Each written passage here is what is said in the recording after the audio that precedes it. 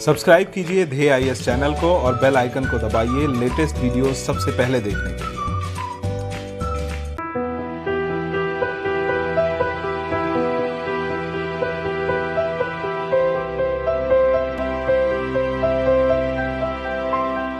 नमस्कार, मैं सुनील वर्मा ध्येय आईएएस टीम की ओर से आपका स्वागत करता हूं ध्येय टीवी पर। हम बात करेंगे डेली करंट अफेयर्स के अपने प्रोग्राम पर, जैसा कि हम प्रतिदिन करते आए हैं। आज के वीडियो में हम बात करेंगे SC/ST एक्ट पर और समझने का प्रयास करेंगे कि SC/ST एक्ट के संदर्भ में सर्वोच्च न्यायालय का कौन सा महत्वपूर्ण निर्णय आया है। यह जो निर्णय है वह SC/ST एक्ट के संदर्भ में कई प्रकार के बदलाव लाता है, हमारी समझ को विकसित करता है और साथ ही साथ इसके संदर्भ में कई प्रकार की भ्रांतियां थी उनको दूर करता है। तो ये जो टॉपिक है काफी महत्वपूर्ण है आपके सोशल जस्टिस के पॉइंट ऑफ व्यू से, आपके पॉलिटी और कॉन्स्टिट्यूशन के पॉइंट ऑफ व्यू से, अर्थात जो भी मैंने नाम लिए इन सभी पेपर्स में इसका आप यूज कर सकते हैं। तो आइए इसको हम थोड़ा समझने का प्रयास करते हैं बैकग्राउंड के साथ, जिससे टॉपिक पर हमारी जो पकड़ है वह मजबूत हो सके। भारतीय समाज में आपने एक चीज गौर किया होगा तो हमारा जो समाज है इसकी एक सामाजिक बुराई है और वह है कि हमारा समाज आपको दिखाई देगा कि जातिगत आधार पर विभाजित है। और ये जो जातिगत आधार पर हमारा समाज विभाजित है यह कई प्रकार की बुराइयों को उत्पन्न करता है और इसके कारण कई प्रकार की सामाजिक चुनौतियां उत्पन्न होती हैं। आजादी से पहले भी समाज का एक बहुत बड़ा वर्ग था जो जातिगत आधार पर भेदभाव का सामना करता था, जिसका समाधान करने के लिए आपने सामाजिक सुधार आंदोलनों के साथ साथ आजादी तक कई बड़े नाम सुने होंगे। लेकिन जब हम आजाद हुए तो हम लोगों ने क्या किया, एक संविधान का निर्माण किया और संविधान के तहत हमने सबको क्या किया, फंडामेंटल राइट दिया, अर्थात मूल अधिकार दिया। मूल अधिकार देने का उद्देश्य यह था कि किसी भी व्यक्ति के साथ क्या किया जाए, असमान व्यवहार ना किया जा सके, अर्थात जो समानता है उसको सबके लिए क्या किया जाए, एक तरह का रखा जाए। लेकिन जो समानता का अधिकार दिया गया, जो फंडामेंटल राइट का अधिकार दिया गया, वो अभी पूरा नहीं हो पा रहा था। अर्थात जो जातिगत भेदभाव की समस्या है वह आजादी के बाद भी बनी हुई थी और समाज के एक बड़े वर्ग के साथ असमान व्यवहार किया जाता था और इसे समाप्त करने के लिए जो है कि कुछ कानूनी रूपरेखा का निर्माण किया जाना था और इसी के लिए 1955 में protection of civil rights act लाया गया। एक्ट का उद्देश्य यह था कि जो ये भेदभाव होता है, जातिगत आधार पर असमान व्यवहार होता है, इसको खत्म किया जाए। लेकिन इस एक्ट के बाद भी दलित समुदाय, जो पिछड़े लोग हैं या समाज के एक बहुत बड़े वर्ग के साथ यह अत्याचार और असमान व्यवहार जारी रहा। उनके ऊपर कई प्रकार की जातिगत हिंसाएं होती थीं, जिसके लिए समाज का एक जो बड़ा वर्ग था वह चाहता था कि कोई कड़ा कानून बनाया जाए जिससे इनके साथ जो भी समस्या होती है, क्योंकि ये सभी लोग उसी समाज का हिस्सा है जिन्होंने क्या किया है, इस देश का निर्माण किया है, तो किसी कड़े कानून की मांग की जा रही थी। और इसी को देखते हुए 1 सितंबर 1989 को संसद द्वारा अनुसूचित जाति और अनुसूचित जनजाति के लोगों की सुरक्षा के लिए SC/ST एक्ट को पारित किया गया और इस एक्ट को 30 जनवरी 1990 को पूरे देश में लागू कर दिया गया। इसका उद्देश्य था कि अनुसूचित जाति और अनुसूचित जनजाति के लोगों को सार्वजनिक सुरक्षा मुहैया करवाया जाए। उद्देश्य यह भी था कि इस समाज के लोग भी अपने सभी अधिकारों का गरिमामय पूर्ण तरीके से उसी तरह से उपभोग कर सकें जैसे कि समाज के उच्च वर्ग के लोग करते हैं। अर्थात यहां पर गरिमामय पूर्ण तरीके से जीवन यापन करने का तात्पर्य यह है कि हम, आप और सभी लोग क्या है, बराबर है, इक्वल है। हमें जातिगत आधार पर कोई छोटा बड़ा ना देखे और जब छोटा बड़ा नहीं देखेगा तो समाज में हर व्यक्ति की हैसियत वही होगी जो दूसरे की है। तो कुल मिलाकर यह जो कानून लाया गया, उद्देश्य क्या था कि समाज में एक प्रकार की समानता लाना, इक्वलिटी लाना और साथ ही साथ जब समाज में जातिगत आधार होगा तो उससे क्या होगा, समाज बटा होगा। उद्देश्य यह था कि जो जातिगत बंधन है, अर्थात जो जातिगत रूढ़ियां हैं उनसे ऊपर उठकर जो एक नागरिकता की भावना है, जो एक बंधुत्व की भावना है, उसका विकास किया जाए। लेकिन समाज का बहुत बड़ा वर्ग इसके लिए तैयार नहीं था। इसीलिए जो SC ST एक्ट बनाया गया 1989 में, इसमें कुछ ऐसे प्रावधान रखे गए जिससे इस समाज, इस वर्ग के लोगों की क्या की जा सके, सुरक्षा दी जा सके। और सुरक्षा इसलिए ताकि कोई इनके अधिकारों पर क्या कर सके, अतिक्रमण ना कर सके और इनको किसी भी प्रकार से जो है कि परेशान ना कर सके। तो इसके कुछ मुख्य प्रावधान हम समझ लेते हैं जिससे हमें पता चल सके कि आखिर जो SC ST एक्ट है वह था क्या। तो इसमें पहला यह कहा गया कि जो जाति सूचक शब्द होते हैं इनका प्रयोग करना अपराध है, अर्थात किसी भी व्यक्ति जो कि SC ST एक्ट से संबंधित हैं उनका आप जाति सूचक शब्दों का प्रयोग नहीं कर सकते। अगर आप ऐसा करते हैं तो शीघ्र ही क्या किया जाएगा, उस पर केस दर्ज किया जाएगा और केस दर्ज करने का मतलब क्या है, कानूनी कार्रवाई होगी। उद्देश्य यह था कि जब आप किसी व्यक्ति को जातिगत आधार पर संबोधित करते हैं और जब आपका टोन यह होता है कि आप उल्लेख करना चाहते हैं कि कोई व्यक्ति किसी जाति संबंध से बिलोंग करता है, इसका मतलब क्या है कि आप अपने आप को सुपीरियर दिखाना चाहते हैं। और समाज, इंडियन कॉन्स्टिट्यूशन और साथ ही साथ जो हमारे संविधान के निर्माता थे वह इस प्रकार के समाज की उम्मीद नहीं रखते थे। इसीलिए हमने यह प्रावधान किया कि जो जाति सूचक शब्द हैं इनका प्रयोग आप नहीं करेंगे, खासकर एक समूह को टारगेट करते हुए कि आप जो है कि कोई इस समाज से या किसी इस जाति से बिलोंग करता है। दूसरा प्रावधान यह किया गया कि केस जो है कि शीघ्र ही, पहले तो कहा गया केस दर्ज किया जाएगा और केस दर्ज होने की स्थिति में तुरंत क्या की जाएगी, गिरफ्तारी की जाएगी। अर्थात व्यक्ति को यह बताया गया कि आप अगर दूसरे के अधिकारों का हनन करते हैं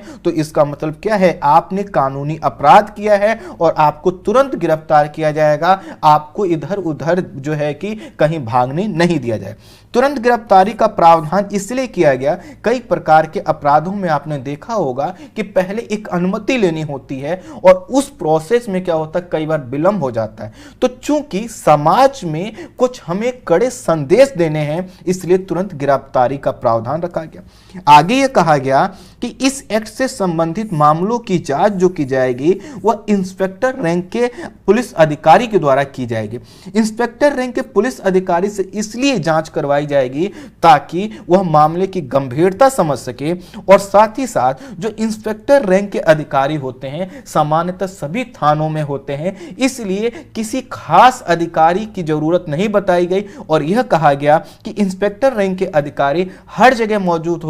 होते हैं और जैसे ही कोई मामला है तुरंत क्या करें, पहले मामला दर्ज करें, उसकी गिरफ्तारी करें और उसकी फिर क्या करें, जांच करें। यह भी कहा गया कि जो SC ST मामलों के संबंधी जो केस होंगे उसके लिए क्या किया जाएगा, स्पेशल कोर्ट बनाकर उसमें सुनवाई की जाएगी और सुनवाई इसलिए की जाएगी ताकि अपराधी को क्या किया जा सके, तुरंत सजा दी जा सके। और सजा जब तुरंत दी जाएगी और वह व्यक्ति जो आरोपी है, अपराधी भी होगा, तो समाज में एक संदेश जाएगा कि नहीं, यह जो चीजें हैं यह गलत है, इनको रोका जाना चाहिए। सुनवाई के दौरान पीड़ित और जो गवाह हैं उनकी यात्रा और जरूरतों का जो खर्च है सरकार की तरफ से मुहैया कराया जाएगा, यह इसमें प्रावधान किया गया। और यह भी कहा गया कि सिर्फ हाई कोर्ट से ही इस मामले में जमानत मिल सकती है, लोअर कोर्ट से जमानत नहीं मिलेगी। ये भी इसमें प्रावधान किया गया कि पीड़ित परिवार को पर्याप्त सुविधाएं और कानूनी मदद दी जाएगी, अर्थात अगर वह कानूनी रूप में कार्रवाई करने में सक्षम नहीं है तो उसको क्या दी जाए, कानूनी मदद दी जाए, जिससे उसके साथ जो अधिकारों का हनन हुआ है, उसके साथ जो जिस व्यक्ति ने अपराध किया है उसको सलाखों के पीछे पहुंचाया जा सके। यह भी इसमें प्रावधान किया गया कि FIR दर्ज करने के 60 दिन के भीतर अपराध की जांच करना और इससे संबंधित जो चार्जशीट है अर्थात जो आरोप पत्र है उसको पेश करना होगा, अर्थात इस केस को ज्यादा आप खींच नहीं सकते थे। यह भी कहा गया कि जबरन अखाद्य पदार्थ खिलाना, सामाजिक बहिष्कार करना जैसे 20 से अधिक ऐसे कृत्यों को इसमें अपराध माना गया। और यह जो अपराध थे उसके अंतर्गत अगर आप देखें तो ऐसे कार्यों को अपराध माना गया जिससे क्या पता चलता है कि आपके दिमाग में कोई सामाजिक गैप है, आप क्या करते हैं, किसी व्यक्ति की जो मानवीय गरिमा है उसका उल्लंघन करते हैं। अर्थात आपके कृत्यों से यदि समाज में फूट पड़ती है, जो उसमें समानता का अधिकार सबको दिया गया है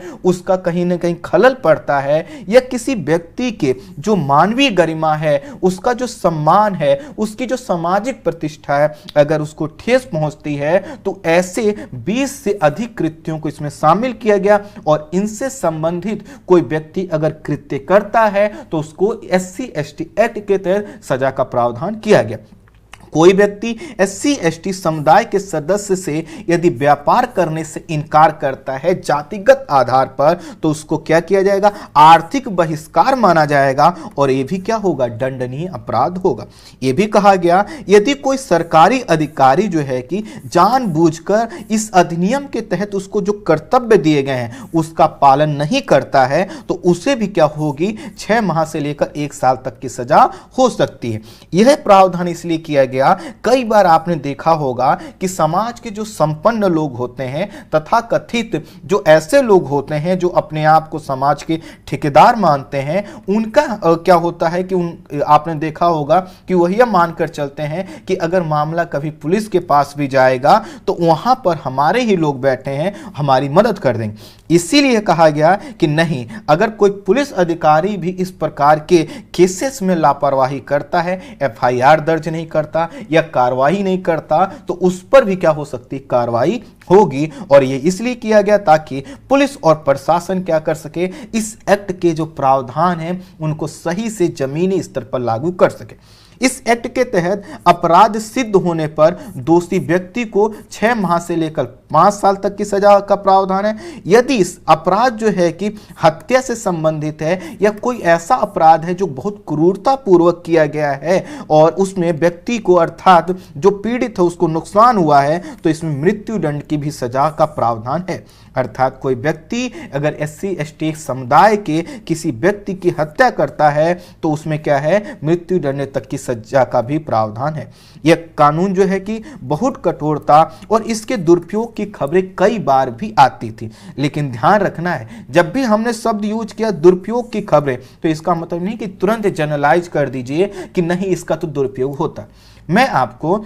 नेशनल क्राइम रिकॉर्ड ब्यूरो अर्थात NCRB का डेटा बताता हूं। इसका ही मानना है कि लगभग 9% केस जो है कि क्या होते हैं, झूठे होते हैं। बाकी 91% या 90% जो केसेस होते हैं वह ऐसे होते हैं जिसमें वास्तव में अपराध किया गया है। अर्थात SC/ST समुदाय के साथ उनके जो अधिकार हैं उनके साथ असमान व्यवहार किया गया है, उनके साथ जाति सूचक शब्दों का प्रयोग किया गया है या उनके साथ जो अनुचित व्यवहार किया गया।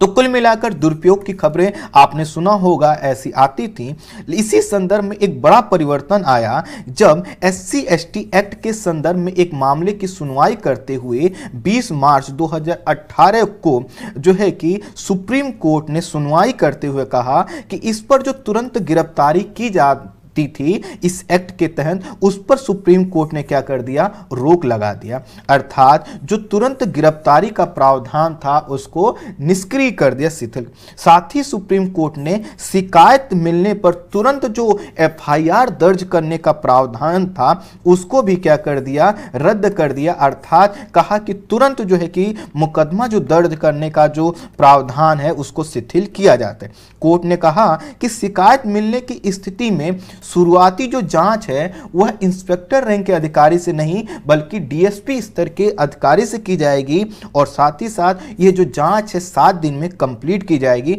और फिर कहा गया कि यह जो प्रावधान है काफी कठोर है और इनको थोड़ा सा परिवर्तन किया जाता है। सुप्रीम कोर्ट ने इस कानून में बड़े पैमाने पर गलत इस्तेमाल की बात मानी थी और कहा था कि इसके तहत जो प्रावधान है वो कठोर है और इसी के लिए इसमें कई प्रकार के परिवर्तन की, जैसा कि कहा गया DSP स्तर का रैंक का जो अधिकारी होगा वह जांच करेगा। साथ ही साथ जो तुरंत FIR करने का प्रावधान था उसको भी रोक दिया गया। तुरंत जो गिरफ्तारी पर जो प्रावधान था उसको भी शिथिल कर दिया गया और यह भी कहा गया कि अग्रिम जमानत के लिए भी आवेदन देने का अधिकार जो आरोपी है उसके पास होगा। अब हुआ क्या, इसके बाद से जो है कि कई प्रकार के जो है कि बैठकें हुई और देश में एक अलग माहौल बना और इसको लेकर जो है कि पूरे देश में विरोध होने लगा। और इसी संदर्भ में आपने सुना होगा कि 1 अप्रैल 2018 को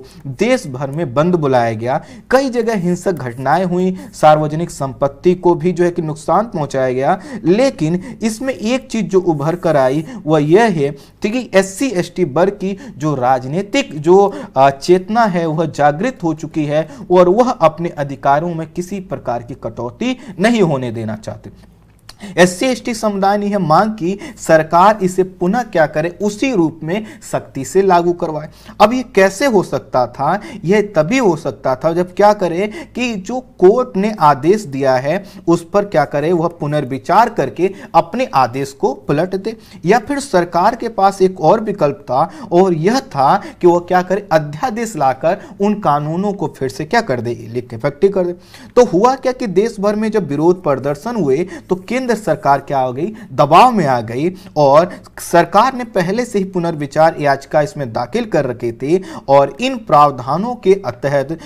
सरकार ने क्या किया कि सरकार ने SC ST एक्ट के तहत जो प्रावधान थे उनको फिर से इफेक्टिव करने के लिए सरकार पहले अध्यादेश लेकर आई और फिर उसके बाद जो मानसून सत्र आया उसमें क्या किया गया, SC ST संशोधन विधेयक सरकार लेकर आई और उसे पास करवाया, जिसका समर्थन लगभग सभी राजनीतिक दलों ने किया। इस कानून के माध्यम से सरकार ने पहले जैसे प्रावधानों को पुनः स्थापित किया और सरकार की दलील पर सुप्रीम कोर्ट ने भी अपना फैसला परिवर्तित कर लिया। अर्थात जो हमने 1989 का एक्ट देखा लगभग उसी रूप में वर्तमान में भी SC ST एक्ट के जो प्रावधान है वह लागू हैं। तो कुल मिलाकर जो हमने प्रावधान बताए आप समझ सकते हैं कि वह आपके लिए क्यों महत्वपूर्ण थे। संशोधित विधेयक में प्रावधान किया गया कि इस तरह के अपराध में जो FIR है वो तुरंत दर्ज की जाएगी और साथ ही साथ जो जांच के बाद FIR दर्ज करने की बात सुप्रीम कोर्ट के द्वारा कहा गया था उसको भी सरकार ने क्या किया, पलट दिया। और साथ ही साथ गिरफ्तारी से पहले किसी की भी इजाजत नहीं लेनी होगी और यह जैसा कि 1989 का जो प्रावधान था उसमें भी था और उसी को फिर से क्या किया सरकार ने पुनः अपने इस विधेयक के संशोधन विधेयक के माध्यम से स्थापित कर दिया। अग्रिम जमानत के प्रावधान को भी क्या कर दिया गया, समाप्त कर दिया गया। और कुल मिलाकर अगर कहें तो जो पुराना कानून था लगभग पुराने स्वरूप में फिर से कानून को ला दिया गया। लेकिन इसमें एक और बड़ा परिवर्तन आया और वह आया 1 अक्टूबर 2019 को। 1 अक्टूबर 2019 को सुप्रीम कोर्ट ने ही 3 जजों की एक बेंच ने कहा कि SC ST वर्ग के लोगों को अभी भी देश में भेदभाव और छुआछूत जैसी सामाजिक बुराइयों का सामना करना पड़ता है, अभी भी उनका जो सामाजिक तौर पर बहिष्कार किया जाता है और देश में समानता के लिए जो उनका संघर्ष है वह अभी खत्म नहीं हुआ है। अर्थात जैसा कि सुप्रीम कोर्ट ने अपने पहले आदेश में माना था कि इस कानून का बहुत ज्यादा उल्लंघन होता है, इसका गलत प्रयोग होता है, उसी सुप्रीम कोर्ट में जब यह बात कही गई तो यह एक संदेश गया कि नहीं, जो SC ST एक्ट है इन प्रावधानों का अभी बने रहना जरूरी है। SC ST कानून इस समय फिर से अब चर्चा में है। एक विवाद उत्तराखंड हाई कोर्ट से होते हुए सुप्रीम कोर्ट पहुंचा है और सुप्रीम कोर्ट ने इस पर अपना निर्णय दिया है। उत्तराखंड के निवासी हितेश वर्मा के खिलाफ अनुसूचित जाति की एक महिला ने निर्माण कार्य संबंधी विवाद में हुई कहासुनी को लेकर SC ST एक्ट के तहत मामला दर्ज कराया था और पुलिस ने कार्रवाई करते हुए उसके खिलाफ चार्जशीट भी पेश कर दिया। हितेश ने अर्थात जो आरोपी है उसने क्या किया, इसके खिलाफ उत्तराखंड हाई कोर्ट में अपील की और कार्रवाई जो पुलिस ने कार्रवाई की थी उसको अनुचित बताया और उसे रद्द करने की मांग की। लेकिन हाई कोर्ट ने इस अपील को खारिज कर दिया। तो उसके बाद हितेश के पास क्या विकल्प था कि वो सुप्रीम कोर्ट जाए और इस आदेश को, इस कार्रवाई को क्या करे, वो चुनौती दे। और ऐसा ही हुआ। सुप्रीम कोर्ट में justice L Nageswara Rao, justice Hemant Gupta और जस्टिस अजय रस्तोगी की पीठ ने कहा कि उच्च जाति की किसी व्यक्ति को उसके कानूनी अधिकारों से सिर्फ इसलिए वंचित नहीं किया जा सकता है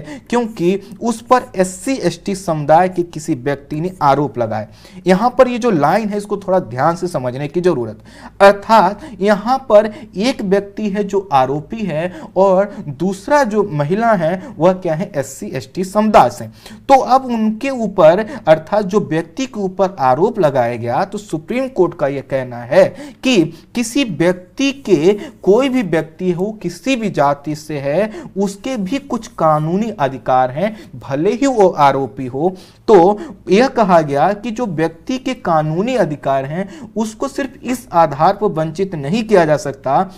कि किसी एससी एसटी समुदाय के व्यक्ति ने आरोप लगा दिए। आरोप लगा देने भर से क्या होगा, जो उसको कानूनी अधिकार मिले हैं, चाहे हाई कोर्ट जाने का या सुप्रीम कोर्ट जाने का या फिर अपने बचाव करने का, वह समाप्त नहीं होते। सुप्रीम कोर्ट ने यह भी कहा कि एससी एसटी एक्ट के तहत कोई अपराध इसलिए नहीं स्वीकार कर लिया जाएगा कि शिकायतकर्ता जो है वह अनुसूचित जाति का है। अगर यह अनुसूचित जाति का अगर शिकायत करता है तो शिकायत तभी स्वीकार की जाएगी जब क्या किया गया हो, जो आरोपी है उसने सोच समझकर शिकायतकर्ता का उत्पीड़न उसकी जाति के कारण पर ही किया हो। अर्थात कोई व्यक्ति यदि किसी भी व्यक्ति के साथ उसकी जाति के आधार पर क्या करता है, सोच समझकर उसका उत्पीड़न करता है, तो यह मामला क्या आता है, एससी एसटी एक्ट के संदर्भ में आता है। आसान संदर्भों में अगर हम कहें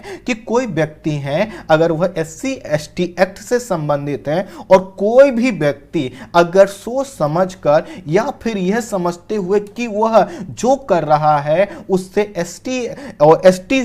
और एसटी समुदाय का जो वह व्यक्ति है उसकी भावनाएं आहत हो सकती हैं, उसकी गरिमा को चोट पहुंच सकता है, अगर वह ऐसा करता है तो क्या है, वह अपराध है और वह दंडनीय है। इस मामले की सुनवाई कर रही 3 सदस्यीय पीठ की तरफ से जो फैसला लिखा गया है उसमें कोर्ट ने कहा कि जब तक उत्पीड़न का कार्य किसी जाति के कारण सोच विचार कर नहीं किया गया हो तब तक आरोपी पर एससी एसटी एक्ट के तहत कार्रवाई नहीं की जा सकती। इसको अगर सरल शब्दों में मैं समझाऊं तो कोई जो व्यक्ति है जो आरोपी है, यदि उसने किसी व्यक्ति जो कि एससी एसटी समुदाय से बिलोंग करते हैं उनकी जाति के आधार पर सोच विचार कर अगर उनको अपमानित करने या किसी भी तरह से उनको उत्पीड़ित करने का कार्य नहीं किया होगा, तब तक एससी एसटी एक्ट के तहत कार्रवाई नहीं होगी, बाकी धाराओं के साथ कार्रवाई हो सकती है। कोर्ट ने आगे कहा कि एससी एसटी एक्ट के तहत आपराधिक जो कृत्य हैं वह आपराधिक कृत्य तभी ठहराए जा सकते हैं जब वह सार्वजनिक स्थान पर किए गए हों, ना कि घर की 4 दीवारी के अंदर। अर्थात यह जो पूरा मामला है एससी एसटी एक्ट के तहत, इसके तहत क्या है कि आप किसी व्यक्ति की गरिमा को ठेस पहुंचाते, तो गरिमा को जो ठेस पहुंचाने का कार्य जब किसी सार्वजनिक स्थान पर किया जाएगा तभी क्या होगा, इसके तहत कार्रवाई होगी। अगर किसी जो कि प्राइवेट प्लेस में अगर किसी घर के अंदर ये चीजें होती हैं तो उस पर क्या होगा, एससी एसटी एक्ट के तहत कार्रवाई नहीं होगी। इसमें यह भी कहा गया है कि जो एससी एसटी एक्ट समुदाय के व्यक्ति को उसे जाति के आधार पर प्रताड़ित करने की मंशा से अगर भला बुरा नहीं कहा गया है तो क्या होगा, वह एससी एसटी एक्ट के तहत नहीं आएगा। और यह भी कहा गया है कि वो जो उत्पीड़न की घटना जो कि शिकायतकर्ता बता रहा है उसका कोई क्या होना चाहिए, गवाह होना चाहिए, और गवाह होगा तभी क्या होगा, इस चीज को माना जाएगा। जब तक किसी उच्च जाति के व्यक्ति के खिलाफ एससी एसटी की कार्रवाई नहीं की जा सकती जब तक कि वह सार्वजनिक स्थान पर ना हुई हो और उसका कोई गवाह नहीं हो। अब जब गवाह नहीं होगा और सार्वजनिक स्थान पर यह कार्य नहीं हुआ होगा तो क्या होगा, मामला एससी एसटी एक्ट के तहत नहीं आएगा। इसके लिए सुप्रीम कोर्ट ने अपने 2008 के एक फैसले का हवाला दिया और कहा कि उसमें भी पब्लिक प्लेस को क्या किया गया था, आधार बनाया गया था और उसी के आधार पर फैसला दिया गया था। और उसमें कहा गया था कि अगर घर के बाहर, जैसे किसी बाहरी स्थान पर, किसी सड़क, चौराहे, गली में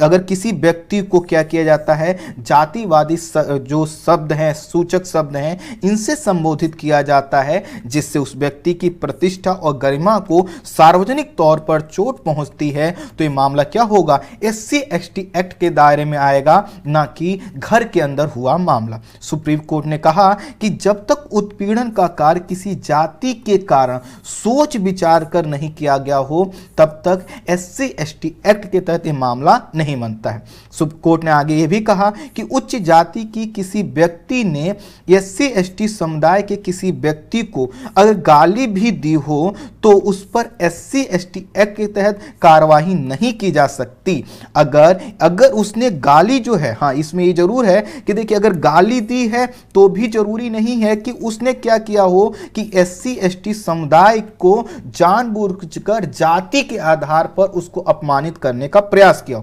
अर्थात इसमें कहा गया है कि अगर उच्च जाति के व्यक्ति ने SC/ST समुदाय के व्यक्ति को जानबूझकर प्रताड़ित करने के लिए गाली दिया है, जातिवादी शब्द जो हैं, जो जाति सूचक शब्द हैं, इनका प्रयोग किया है, तो उस पर SC/ST एक्ट के तहत जरूर कार्रवाई होगी। लेकिन यह कार्रवाई जो होगी उसके लिए आधार क्या होना चाहिए, आधार होना चाहिए कि वो सार्वजनिक स्थान पर हो, साथ ही साथ वह उसका कोई गवाह हो, और उसके साथ ही यह भी हो कि उस व्यक्ति जिसने ऐसा किया है, कृत्य किया है, उसने जानबूझकर जाति को क्या किया हो, टारगेट किया हो। बेंच ने इस विवाद में, जो पूरा विवाद था, इस विवाद में जो पुरुष था, अर्थात जिसके जो आरोपी था, उसको SC/ST एक्ट की कार्रवाई से मुक्त करते हुए कहा कि आरोपी पुरुष तथा शिकायतकर्ता जो महिला के बीच उत्तराखंड में जमीन की लड़ाई चल रही थी और दोनों ने एक दूसरे के खिलाफ मुकदमा दर्ज करवा रखा था। बाद में महिला ने यह कहते हुए SC/ST एक्ट के तहत मुकदमा दर्ज करवा दिया कि पुरुष ने सहयोगियों के साथ मिलकर महिला को खेती करने से बलपूर्वक रोका तथा महिला को जाति संबंधी गालियां भी दी। कोर्ट ने कहा कि पुरुष पर जो आरोप है वो घर की चार दीवारी के अंदर गाली गलौज करने का आरोप है, ना कि सार्वजनिक तौर पर। इसलिए उसके खिलाफ SC/ST एक्ट के तहत जो कार्रवाई है वह करना उचित नहीं है। अन्य जो कानूनी आधार है उसके साथ किया जा सकता है। कोर्ट ने कहा कि अनुसूचित जाति और जनजाति अत्याचार निवारक कानून की धारा 3 के सब क्लॉज 1 के तहत याचिकाकर्ता आरोपी के खिलाफ मामला नहीं बनता है, इसलिए उसे खारिज किया जाता है। कुल मिलाकर ये जो पूरा विवाद था, इस विवाद में सुप्रीम कोर्ट ने यह डिफाइन कर दिया है कि जो SC/ST एक्ट है उसके संदर्भ में जो प्रावधान है वह प्रावधान किन किन दशाओं में लागू होंगे, और उस लागू होने के पीछे जो पूरा कॉन्सेप्ट है वह यह है कि जाति के आधार पर यदि कोई व्यक्ति किसी SC/ST समुदाय को टारगेट करता है, उसको अपमानित करता है और उसके दिमाग में यह पता है कि जिन